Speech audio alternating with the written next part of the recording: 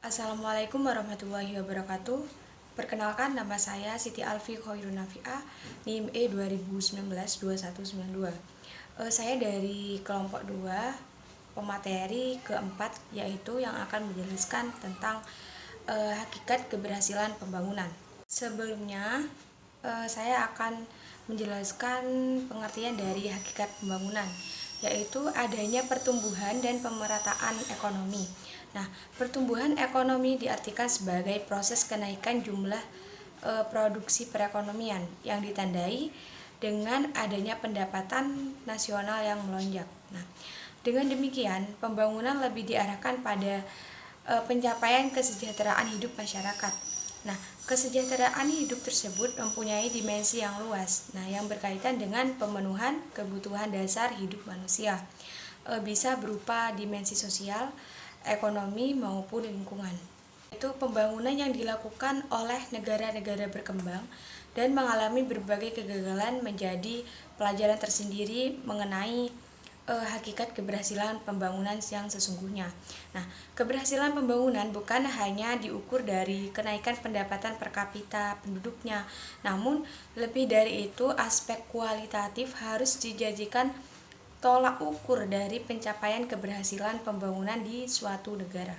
Tujuan pembangunan tidak hanya tujuan ekonomi, namun juga mengandung tujuan-tujuan sosial yang mulia seperti pengentasan kemiskinan, pemenuhan kebutuhan pokok, pemerataan pendapatan, dan perluasan kesempatan kerja.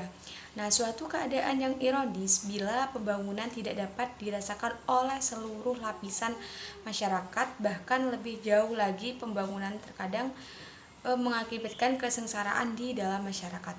Pendekatan pembangunan yang bersifat kuantitatif seperti pertumbuhan ekonomi ternyata memiliki dampak negatif dan menyesatkan. Nah, pemerintah hanya berusaha melakukan pembangunan dari segi kuantitatif dengan mengejar pertumbuhan ekonomi dan pendapatan per kapita. Namun di sisi lain mengabaikan hakikat dan makna sesungguhnya dari pembangunan itu sendiri. Nah, di masa mendatang pembangunan ekonomi akan mengalami pergeseran nilai yang semula hanya berfokus pada pendekatan kuantitatif.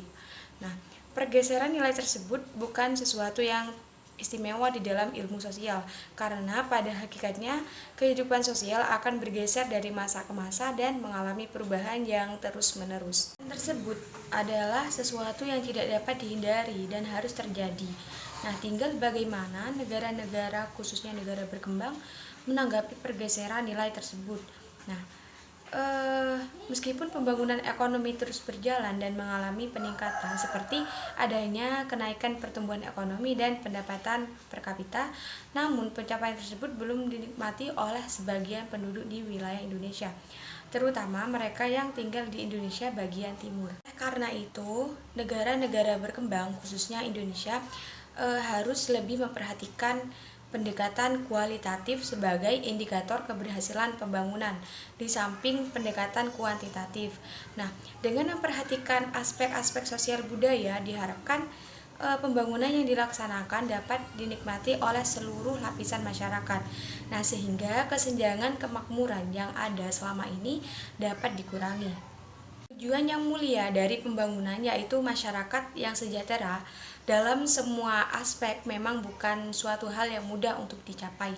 Nah, dengan tekad yang kuat dari seluruh lapisan masyarakat dan keseriusan pemerintah membangun perekonomian dengan memperhatikan aspek-aspek sosial. Nah, kemakmuran yang merata dapat terwujud di Indonesia. Mungkin itu saja yang bisa saya jelaskan, kurang lebihnya saya mohon maaf. Wassalamualaikum warahmatullahi wabarakatuh.